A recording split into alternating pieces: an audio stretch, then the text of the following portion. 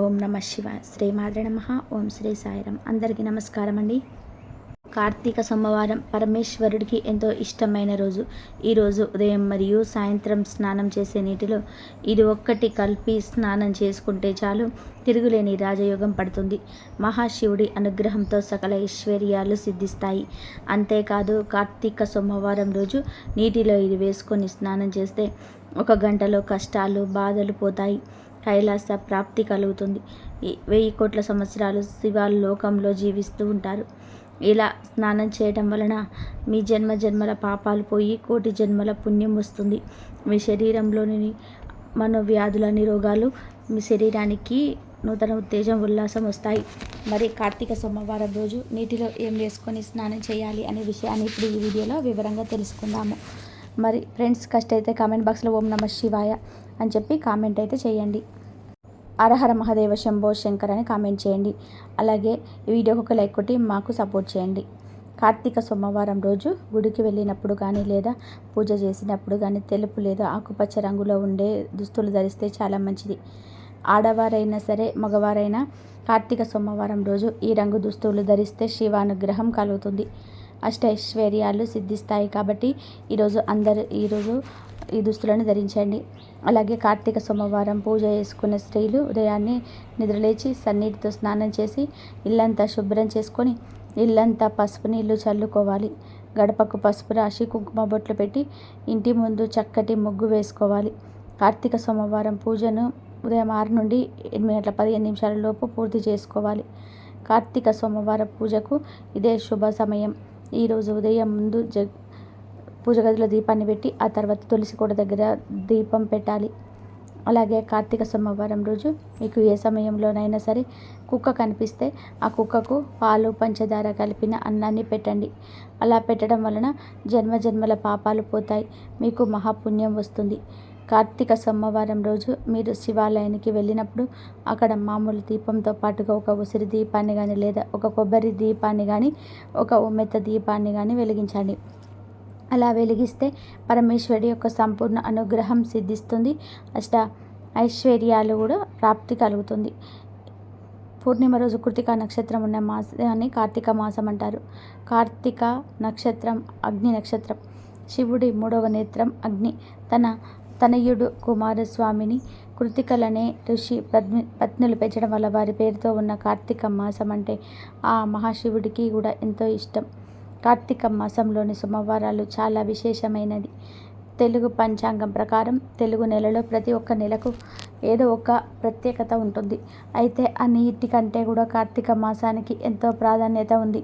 కార్తీక మాసంలో వచ్చే సోమవారాలకు మరింత ప్రాధాన్యత ఉంది.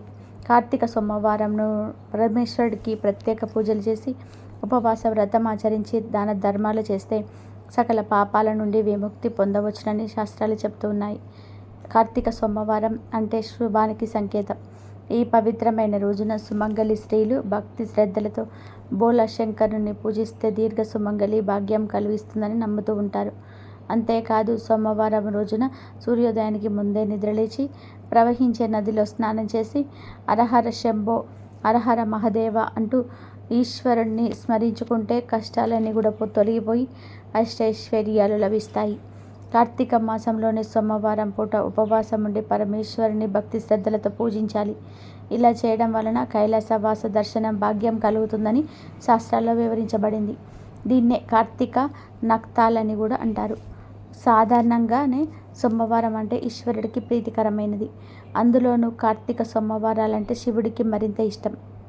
సోమ అనే పదంలో సోమ అంటే సా ప్లస్ ఉమ అని అర్థం వస్తుంది. అంటే ఉమతో కలిసి ఉన్న పరమేశ్వరుడిగా చెప్తుంటారు. ఈ కారణంగానే సోమవారం రోజున శివుడికి ప్రత్యేక పూజలు చేయడం వలన విశేష ఫలితాలు వస్తాయని చాలామంది నమ్ముతూ ఉంటారు. కార్తీక సోమవారం వ్రతం చేయాలనుకునేవారు సోమవారం రోజు ఉదయాన్నే లేచి శుచిగా స్నానం చేసుకొని ఇంట్లో మరియు తులసి కోట దగ్గర దీపాలను పెట్టుకొని పరమేశ్వరుని పూజించుకోవాలి. బిల్వపత్రాలతో పూజ చేస్తే చాలా మంచిది. శివుడికి మీ ఇంట్లో స్వయంగా వండిన పాయసాన్ని నైవేద్యంగా సమర్పించాలి. దీన్ని మీరు తీసుకుని ఇతరులకు ప్రసాదంగా ఇవ్వండి. ఈరోజు ఉపవాసం ఉండాలి. శివనామ స్మరణ చేసుకుంటూ ఆ రోజు గడపాలి.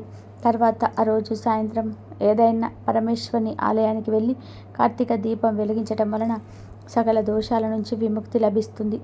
సోమవారం సాయంత్రం 6 గంటల ప్రాంతంలో సుప్రసిద్ధ ఆలయాలు లేదా సమీపంలోని ఆలయాలకు చేరుకొని పంచముఖ గల దివ్యలతో దీపాలను వెలిగించడం ద్వారా శుభ ఫలితాలు చేకూరుతాయని పురోహితులు చెప్తున్నారు. ఆలయానికి వెళ్ళలేని వారు కార్తీక సోమవారం రోజున సాయంత్రం సంధ్యావేళలో ఇంట్లో పరమేశ్వరుడి ఎదుట దీపారాధన చేసుకోవాలి. ఇలా చేయడం వలన ఇంట్లో డబ్బు, ఆహారం కొరత అనేది రాకుండా నిత్యం సుఖశాంతులు సిద్ధిస్తాయి. అత్యంత పవిత్రమైన ఈరోజు ఉదయం మరియు సాయంత్రం స్నానం చేసే నీటిలో పిడికెడు ఉత్తరేణి ఆకులను కానీ లేదా 5 బిల్వ దళాలను కానీ పిడికెడు వేప ఆకులను కానీ వేసుకొని స్నానం చేస్తే జన్మల దరిద్రాలు పోతాయి. శరీరంలోని వ్యాధులన్నీ కూడా నశిస్తాయి.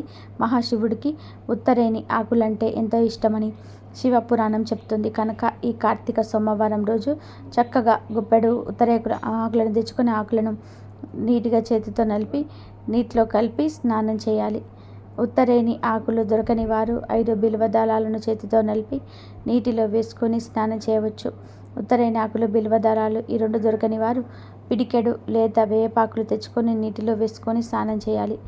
ఈ ఆకులను నైటే ఒక బకెట్ నీటిని చంద్రుని కాంతిలో ఉంచి ఈ ఆకులను నలిపి నీటిలో వేసి నైట్ అంతా ఉన్న ఆ నీటితో తెల్లవారుజామునే స్నానం చేయాలి. ఇలా స్నానం చేస్తే అన్ని రకాల దిష్టి దోషాలు, నరదిష్టి పోతాయి. ఒంట్లో ఉన్న నెగిటివ్ ఎనర్జీ మొత్తం కూడా పోయి పాజిటివ్ ఎనర్జీ వస్తుంది. గంటలో కష్టాలు, బాధలు పోతాయి. కైలాస ప్రాప్తి కలుగుతుంది. 1000 కోట్ల సంవత్సరాలు శివ లోకంలో జీవిస్తూ ఉంటారు. ఇలా స్నానం చేయడం వలన జన్మజన్మల పాపాలు పోయి కోటి జన్మల పుణ్యం వస్తుంది. మీ శరీరంలోని రోగాలు, మనోవ్యాధులు పోతాయి. మీ శరీరానికి నూతన ఉత్తేజం, ఉల్లాసం వస్తాయి. ఈ కార్తీక సోమవారం రోజు చాలామంది కాలువలలో, నదులలో స్నానం చేస్తూ ఉంటారు. అలాంటి వారు ఈ ఆకులను కొంచెం నలిపి ఒంటికి రాసుకొని కాలువల్లో స్నానం చేస్తే చాలా మంచిది. ఇలా చేస్తే మీ ఇంట్లోని నెగిటివ్ ఎనర్జీ అంతా కూడా పోయి మీ ఒంటికి వజ్రం లాంటి తేజస్సు వస్తుంది. దేనినైనా సరే సాధించే శక్తి వస్తుంది కనుక అందరూ కార్తీక సోమవారం రోజు ఈ విధంగా స్నానం చేసుకొని శుభాలను పొందండి. పిలిస్తే పలికే దైవం శివుడు. బోలా శంకరుడికి అభిషేకం చేయించడం ద్వారా పరిపూర్ణ జ్ఞానాన్ని, దైవానుగ్రహాన్ని పొందవచ్చునని పురాణాలు చెబుతూ ఉన్నాయి. అభిషేకం సమయంలో దైవ విగ్రహాల నుంచి అత్యంత విలువైన శక్తులు వెలువడుతూ ఉంటాయి. అభిషేకాలు అంటేనే దేవతలు ప్రీతి చెందుతారు. అభిషేక ప్రియుడు శివుడు. అందుకే శివుడికి అభిషేకం చేయించడం ద్వారా విశేష శుభ ఫలితాలను పొందవచ్చు. సాధారణంగా శివుడిని నీటితో కానీ పాలతో కానీ అభిషేకిస్తూ ఉంటారు. ఏ ద్రవ్యంతో అభిషేకించిన ఫలితం ఒకేలాగా ఉంటుందని అనుకుంటూ ఉంటారు. కానీ మహర్షులు ఎంపిక చేసిన ఒక్కో ద్రవ్యంతో అభిషేకించటం వలన ఒక్కొక్క ఫలితం ఉంటుందని చెప్పబడుతుంది. శివుడికి కొన్ని పదార్థాలతో అభిషేకం చేయిస్తే కోరుకున్న కోరికలు నెరవేరుతాయి. ముందుగా పసుపు పొడితో శివుడికి అభిషేకం చేస్తే ప్రభుత్వాది అధికారుల నుంచి సానుకూలత లభిస్తుంది. తిరుమంజన పొడితో అభిషేకం చేస్తే దైవానుగ్రహం లభిస్తుంది. గ్రహ దోషాలు తొలగిపోతాయి. బియ్యపిండితో అభిషేకం చేయిస్తే అప్పుల బాధలు తొలగిపోతాయి. చందనాది తైలంతో అభిషేకం చేయిస్తే ఉదర సంబంధిత రుగ్మతలు తొలగిపోతాయి. పంచామృతంతో శివుడికి అభిషేకం చేయించటం ద్వారా అష్టైశ్వర్యాలు చేకూరుతాయి.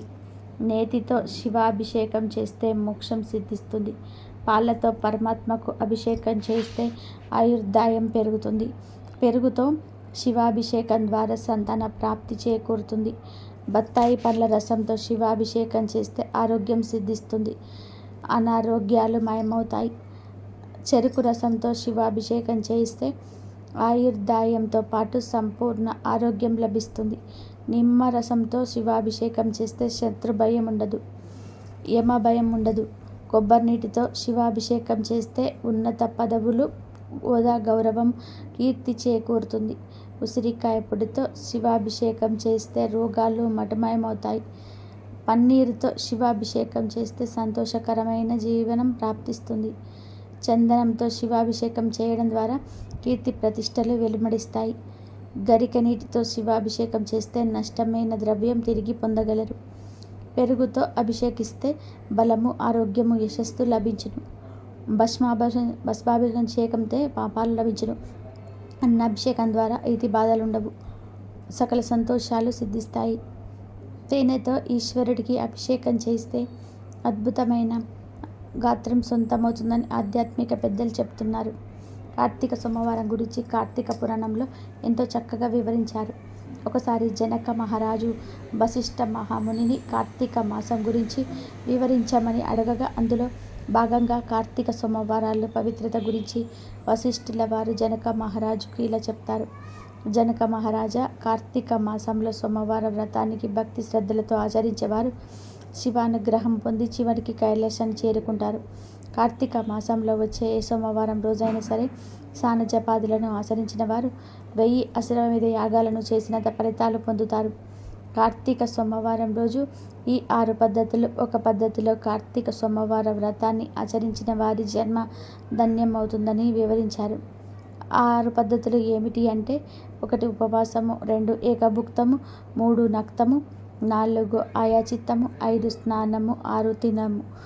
మొదటిగా ఉపవాసం అంటే ఈరోజు శక్తి గలవారు పగలంతా భోజనంతో గడిపి అంటే ఏమి తినకుండా గడిపి సాయంకాల సమయంలో శివాభిషేకం చేసిన నక్షత్ర దర్శనం అనంతరం తులసి తీర్థాన్ని మాత్రమే సేవించాలని పేర్కొన్నారు.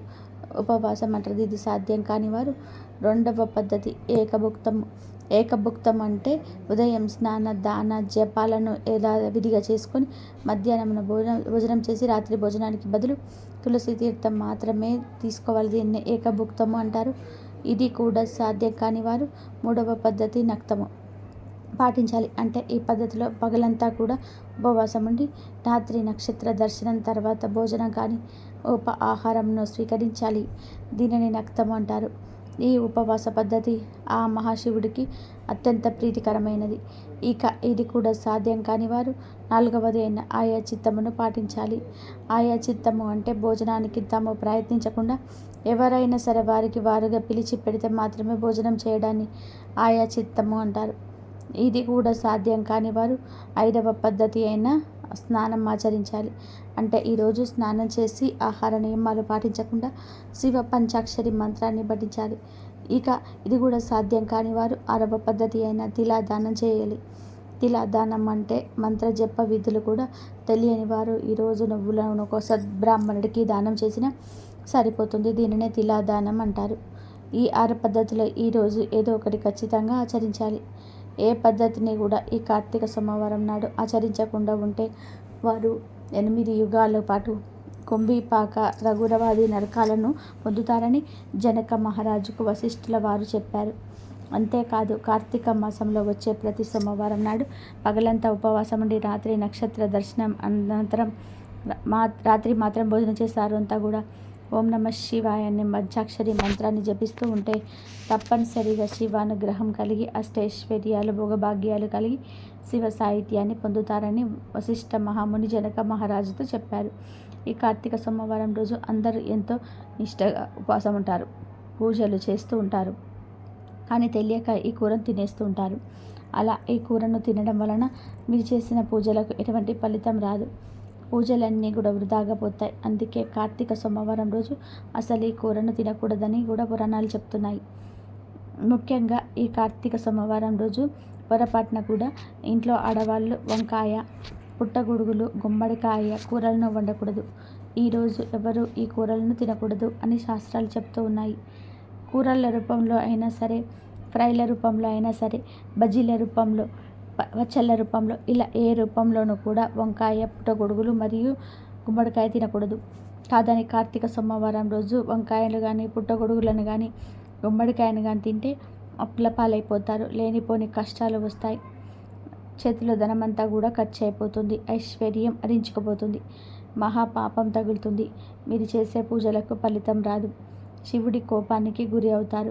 గుమ్మడికాయ అంటే బూడిద గుమ్మడికాయ, తీపి గుమ్మడికాయ, ఈ రెండింటిని తినకూడదు. జ్యూసుల రూపంలో కూడా వీటిని తాగకూడదు.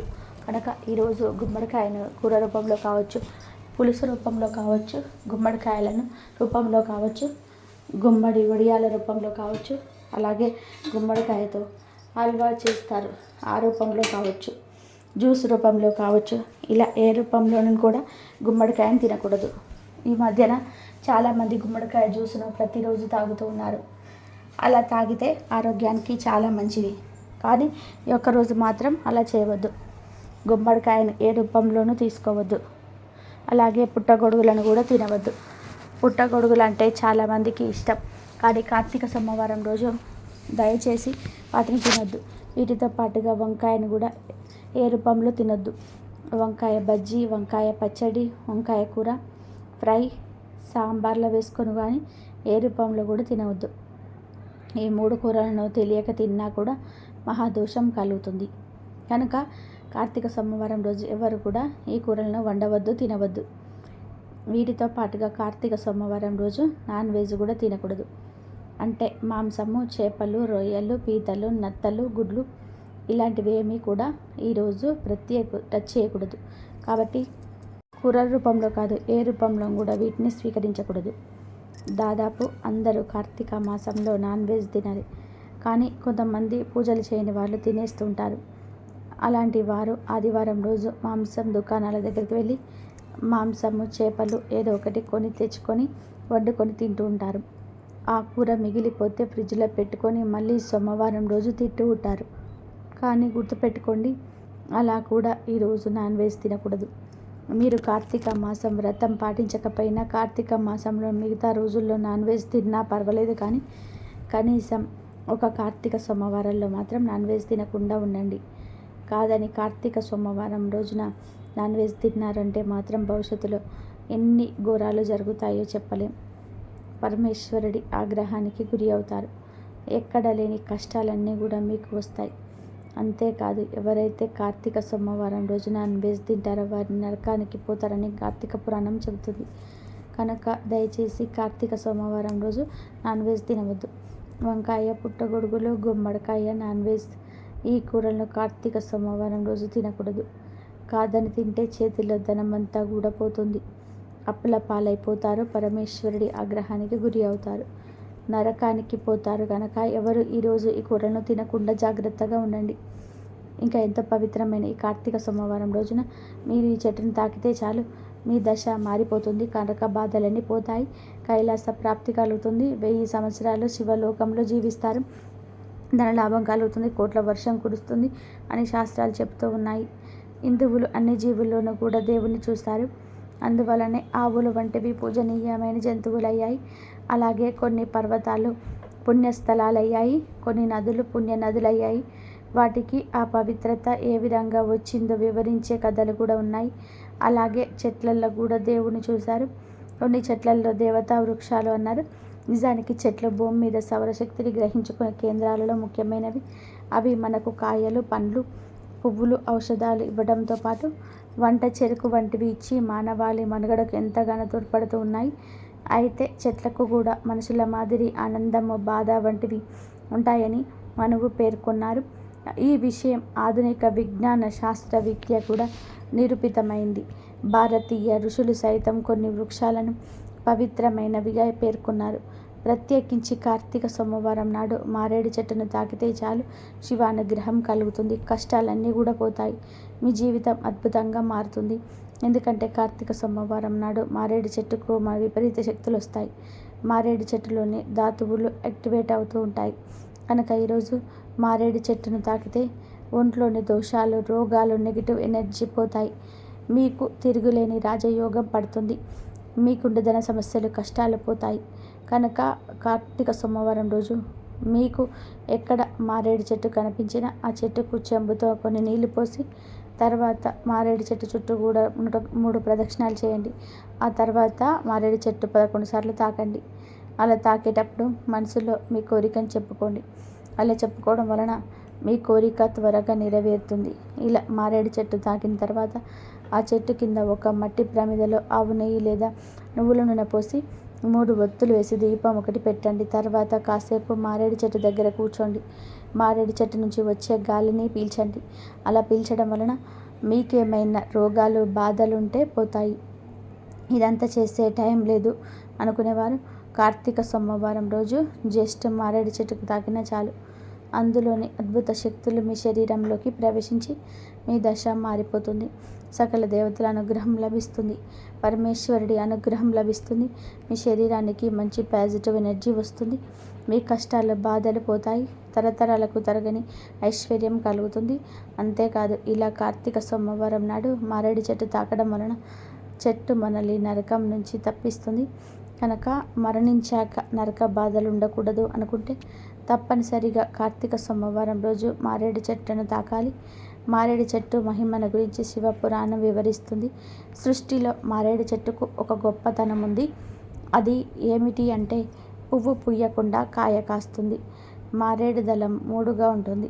అందుకే త్రిదళం, త్రిగుణాకారం, త్రినేత్రంచ, త్రిరాయుధం, త్రిజన్మ పాప సంహారం, ఏకబిల్వం శివార్పణం అని తలుస్తూ ఉంటాం. మారేడు చెట్టుకు ప్రదక్షిణం చేస్తే 33 కోట్ల మంది దేవతలకు ప్రదక్షిణం చేసినట్లే. ఇంట్లో మారేడు చెట్టు ఉంటే ఆ మారేడు చెట్టు కింద కూర్చొని ఎవరైనా సరే జపం చేసినా పూజ చేసినా అపారమైనటువంటి శక్తి కలుగుతుంది. మారేడు చెట్టు ఆకు కూడా చాలా విశేషమైనది. శివుడికి చాలా ఇష్టమైనది. మారేడు చెట్టు శివ స్వరూపమైనదిగా చెప్పబడుతుంది. మారేడు దళాలు బ్రహ్మ విష్ణు పరమేశ్వరులకు ప్రీతికులుగా చెప్పబడుతున్నాయి. అంతేకాకుండా 3 ఆకులు గల మారేడు దళాన్ని పరమశివుడి 3 నేత్రాలుగా విశ్వసిస్తుంటారు.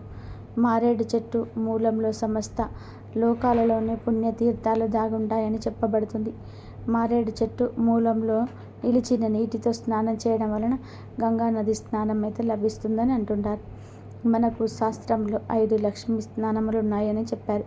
అందులో మారేడు దళం ఒకటి. లక్ష్మీదేవి కుడి చేతితో సృష్టించిన చెట్టు మారేడు చెట్టు. అందుకే ఆ చెట్టును పండిన కాయలను శ్రీఫలం అని పిలుస్తుంటారు. మారేడు దళం చాలా పవిత్రమైనది. మారేడు చెట్టు అమోఘమైనది గనక కార్తీక సోమవారం నాడు మీరు కూడా ఈ విధంగా మారేడు చెట్టును తాకండి. సకల ఐశ్వర్యాలను పొంది ఆనందంగా జీవించండి. కార్తీక మాసం నెల రోజులు దీక్షలో ఉండవచ్చు. అలా ఉండలేని వారు కనీసం కార్తీక సోమవారాలైనా సరే కొన్ని నియమాలు పాటించాలని ధర్మశాస్త్రం చెబుతుంది. సోమవారానికి అధిపతి చంద్రుడు. చంద్రుడు మనస్కారకుడు. మనస్సును అదుపులో పెట్టుకోవాలనుకునేవారు, అంటే అనవసరమైన కోరికల వైపు వెళ్ళనీయకుండా ఒక క్రమ పద్ధతిలో తమకేది అవసరం ఏది కాదు తెలుసుకొని తమ కర్మలను తగ్గించుకోవాలనుకునేవారు ఈ సోమవారాలు ప్రాతకాలాన్ని స్నానం చేసి రోజంతా ఉపవాసం ఉండి రాత్రి చంద్రుడిని చూశాక భోజనం చేయడం మంచిది. దీనిని నక్తం అంటారు. సర్వేలో కూడా తెలిసిన విషయం ఏమిటి అంటే సోమవారం ఉదయం గుండెపోటుతో మరణించే శాతం మిగతా రోజుల కంటే ఎక్కువగా ఉంటుంది. దానికి కారణం చంద్రుడు మనస్సు చాలా చంచలమైనది. అది ఒకటి మాట వినదు. తనకు తోచినట్టుగా తాను చేసుకుంటూ వెళ్తుంది. దానిని అదుపులో పెట్టుకోవడం మానవునిగా పుట్టినందుకు మన కర్తవ్యం.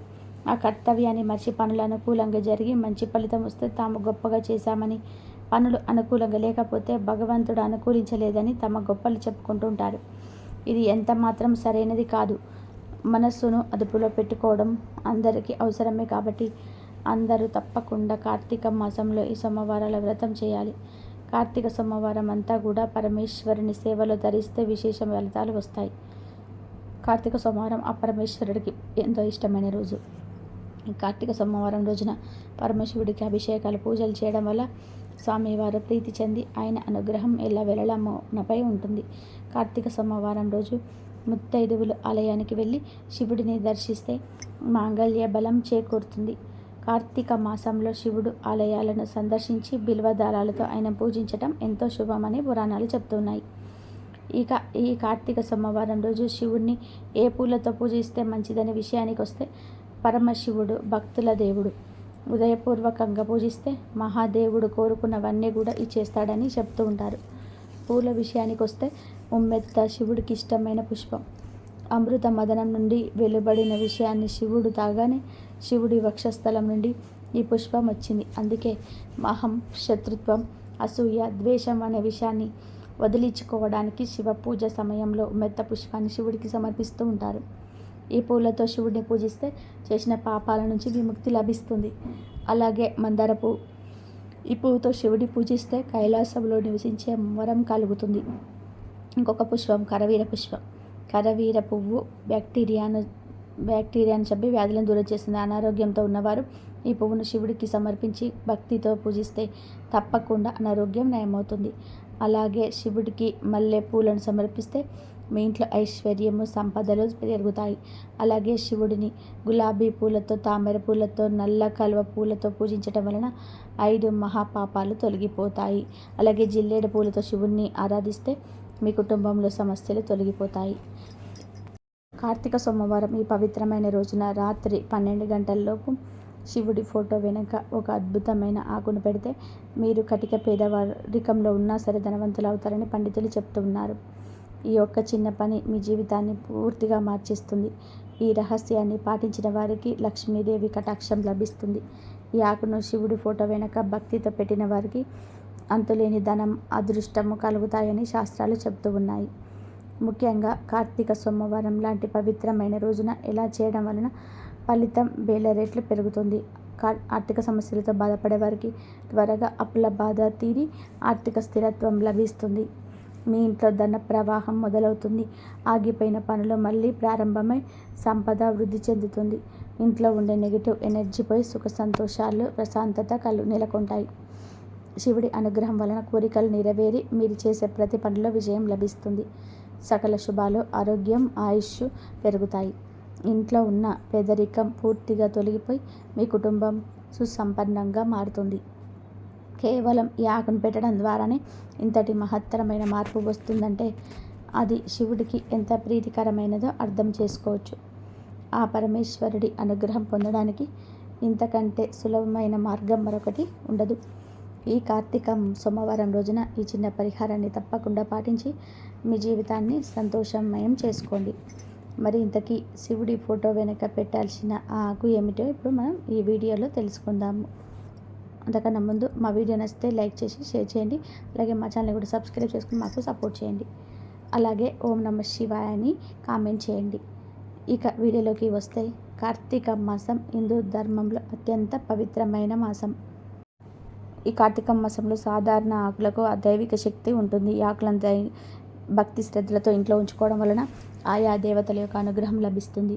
ఈ పవిత్రమైన ఆకులు కేవలం ఆకులే కాదు, అవి సాక్షాత్తు దైవ స్వరూపాలుగా భావించబడతాయి. హిందూ ధర్మంలో ప్రతి ఆకు, పువ్వు వెనక ఒక అర్థం, శక్తి దాగి ఉన్నాయి. కొన్ని ఆకులలో ఔషధ గుణాలుంటే మరికొన్నిటిలో ఆధ్యాత్మిక శక్తి ఉంటుంది. ఈ ప్రత్యేకమైన ఆకులను ఇంట్లో ఉంచుకోవడం ద్వారా మన ఇంటి చుట్టూ ఒక పాజిటివ్ ఎనర్జీ వలె ఏర్పడుతుంది. మరి ఆ అద్భుతమైన ఆకు ఏమిటి? ఏ ఆకును శివుడి ఫోటో వెనక పెడితే మనకు ధనపరంగా కలిసి వస్తుంది అని ఆలోచిస్తున్నారా? ఆ మహాశక్తివంతమైన ఆకు మరేదో కాదు, రావి ఆకు. రావి చెట్టును భగవంతుని రూపంగా కొలుస్తారు. రావి చెట్టు వేళ్లలో విష్ణుమూర్తి, శివుడు, చెట్టు కాండంలో, కొమ్మల్లో నారాయణుడు, ఆకులో హరి, సర్వదేవతల గురువు, చెట్టు కాయలలో కొలువై ఉంటారని స్కాంద పురాణం చెబుతుంది. సాక్షాత్ విష్ణుమూర్తి ప్రతిరూపమే రావి చెట్టు అని విశ్వసిస్తూ ఉంటారు. రావి చెట్టును పూజించడం వలన శనీశ్వరుని బాధలు తొలగిపోయి లక్ష్మీ కటాక్షం కలుగుతుంది. పుత్ర సంతానం కావాలనుకునేవారు రావి చెట్టుకు ఎర్రని వస్త్రంలో పొడుపు కట్టుకోవడం వల్ల పుత్ర సంతానం కలుగుతుందని విశ్వసిస్తుంటారు. రావి చెట్టు ఆకులపై దీపారాధన చేయడం వలన ఎన్ని రోజుల నుండి ఇబ్బంది పడుతున్న దోష కర్మ ఫలితాల నుండి విముక్తి పొందవచ్చు. రావి చెట్టు ఆకులను తీసుకొని ఆకు కాండం దేవుడి వైపు ఉండేలాగా పెట్టి నువ్వుల నూనెతో దీపారాధన చేయడం వలన మనం అనుకున్న కార్యక్రమాలు నెరవేరుతాయి. అంతేకాదు కాలసర్పదోషాలు, నాగదోషాలు తొలగిపోయి సుఖ సంతోషాలతో అష్టైశ్వర్యాలు కలుగుతాయి. విష్ణు నివాసంగా రావి చెట్టును పరిగణిస్తారు. అశ్వత్థుడు వృక్షంగా కూడా ప్రసిద్ధికెక్కిన రావి చెట్టు కింద పరమ భక్తులైన హిందువులు తమ ప్రాణాలను సైతం వదిలిపెట్టడానికి ఇష్టపడుతుంటారు. అందుకే రావి ఆకుకు అంతటి విశేషమైన శక్తి ఉంది.